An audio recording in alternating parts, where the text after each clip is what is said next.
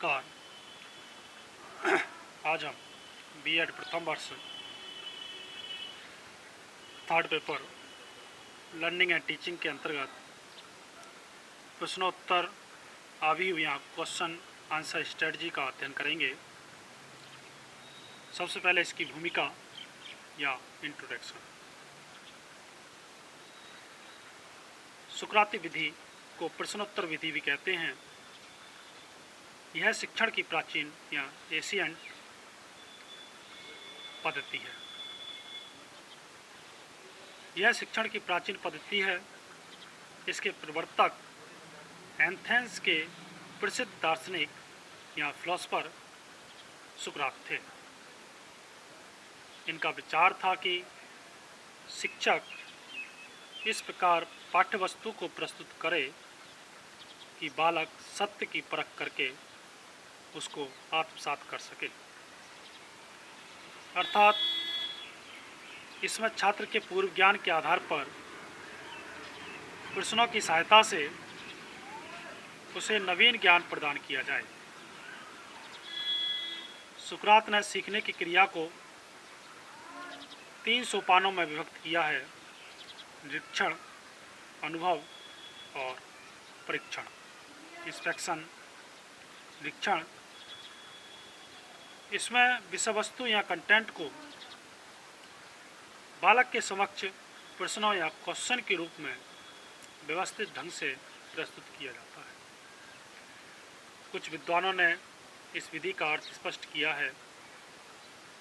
जैसे थ्रिंग ने शिक्षण का अर्थ कुशलता से प्रश्न या क्वेश्चन करना है। पार्कर, प्रश्न समस्त शिक्षण क्रिया की कुंजी है। Question is the key of all teaching activities.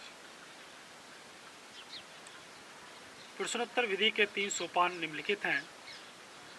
3 जो स्टेप हैं वो इस प्रकार हैं: प्रश्नों को व्यवस्थित रूप में निर्मित करना, जो प्रश्न हैं उनको सिस्टमेटिक रूप में निर्मित करना, इन्हें समुचित रूप से बालकों के समक्ष प्रस्तुत करना, जिससे बालकों में ज्ञान प्राप्ति के लिए जिज्ञासा उत्पन्न हो। बालकों के उत्तर से या आंसर से संबंध स्थापित करते हुए नवीन ज्ञान प्रदान करना। अब जानते हैं क्वेश्चन आंसर स्ट्रेटजी की मान्यताएं या असम्पशन। प्रश्नोत्तर विधि के प्रयोग की मुख्य 3 मान्यताएं हैं। पहला, बालक के पूर्व ज्ञान या प्रीवियस नॉलेज, मानसिक स्तर और रुचि या इंटरेस्ट के अनुकूल प्रश्न या क्वेश्चन निर्मित किए जाते हैं। मानसिक विकास क्रम के विचार से प्रश्नों की व्यवस्था की जाती है। एक प्रश्न के बाद उसके उत्तर से संबंध स्थापित करते हुए दूसरा प्रश्न पूछा जाता है, जो कि बालक को नवीन ज्ञान प्रदान करता है। अब इसकी क्वेश्चन आंसर स्ट्रेटजी की विशेषताएं या कैरेक्टरिस्टिक्स। इस विधि की प्रमुख विशेषताएं इस प्रकार हैं। सबसे पहली, इसमें बालकों के मानसिक स्तर, आवश्यकता और रुचियों का या इंटरेस्ट का ध्यान किया जाता है। प्रश्नोत्तर विधि में क्वेश्चन आंसर मेथड में बालक अधिक क्रियाशील रहता है और उसका ध्यान भी केंद्रित रहता है। बालक के पूर्व ज्ञान या प्रीवियस नॉलेज से संबंध स्थापित करते हुए नवीन ज्ञान प्रदान किया जाता है।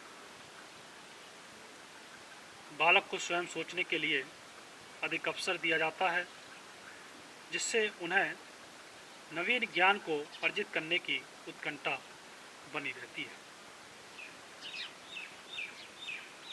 यह विधि मनोवैज्ञानिक या साइकोलॉजी के सिद्धांत या प्रिंसिपल पर आधारित है, शिक्षण संस्थाओं में प्रशिक्षण या ट्रेनिंग पीरियड या काल में इसी विधि पर अधिक बल दिया जाता है। यह प्राथमिक या प्राइमरी और माध्यमिक सेकेंडरी क्लासेज या कक्षाओं के लिए अधिक उपयोगी है। कक्षा में अनुशासनहीनता की समस्या नहीं होती।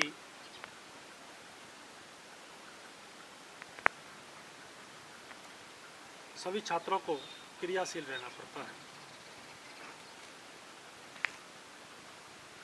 अब बात करते हैं क्वेश्चन आंसर स्ट्रेटजी की सीमाएं या लिमिटेशंस। उपरोक्त विशेषताओं के अतिरिक्त इस विधि की कुछ सीमाएं या लिमिटेशंस हैं जो इस प्रकार हैं। उच्च कक्षाओं के शिक्षण के लिए यह विधि उपयोगी नहीं है, परंतु व्याख्यान या लेक्चर मेथड में इसकी सहायता लेनी पड़ती है। यह पद्धति यांत्रिक है,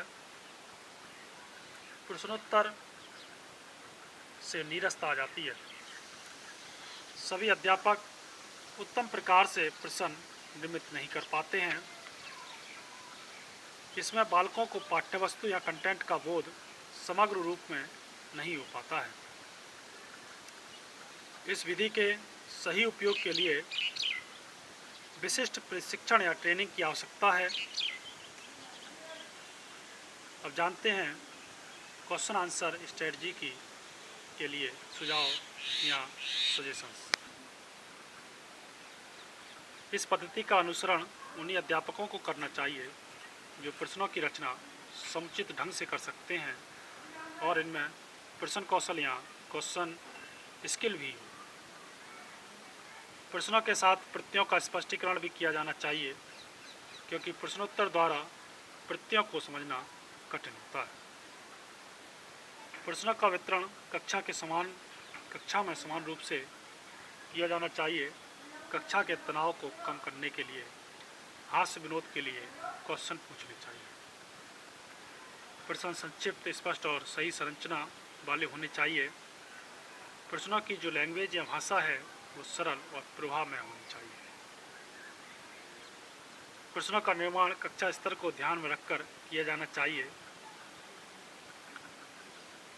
इस प्रणाली में जिन विभिन्न प्रकार के प्रश्नों को पूछा जा सकता है उन्हें चार्ट के माध्यम से अगले पृष्ठ पर दिए गए चित्र के अनुसार या जो चित्र है पहले सरल, फिर कठिन या निम्न स्तरीय से, फिर मध्यम स्तरीय और फिर उच्च स्तरीय। निम्न स्तरीय में भी स्मृति, फिर अनुवादात्मक, व्याख्यात्मक और प्रयोगात्मक। उच्च स्तरीय में विश्लेषण, संश्लेषण और मूल्यांकन के आधार पर जो